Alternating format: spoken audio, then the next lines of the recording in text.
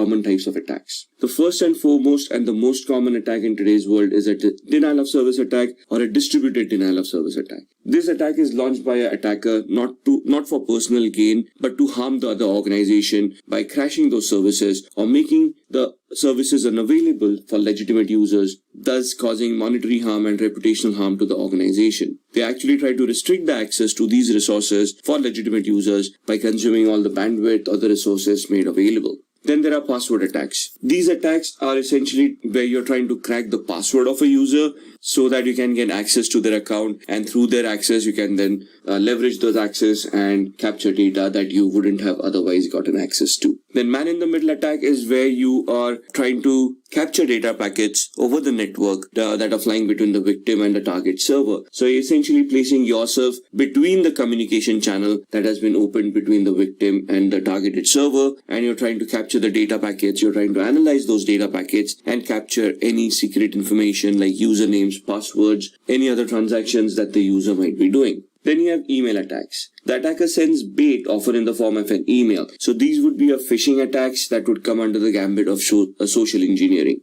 Phishing attacks are nothing but fake mails that look very genuine to the end user and thus persuade them to click on links that lead to malicious servers, thus compromising the device of the victim. SQL injection attacks are normally targeted to websites or web applications that have a database connected to them. The database and the application interact with each other using SQL language or structured query language. If not configured properly, and if there are no firewalls watching, a user can craft malicious SQL queries which can then dump data or give out unwanted information to the hacker that should have been protected in the first place. And then we have the eavesdropping attack, where the attacker observes the traffic on the system and the work you are doing on your computer. Eavesdropping could be where you're tracking VoIP calls, or you have installed a Trojan on somebody's mobile phones and you're looking at all that information.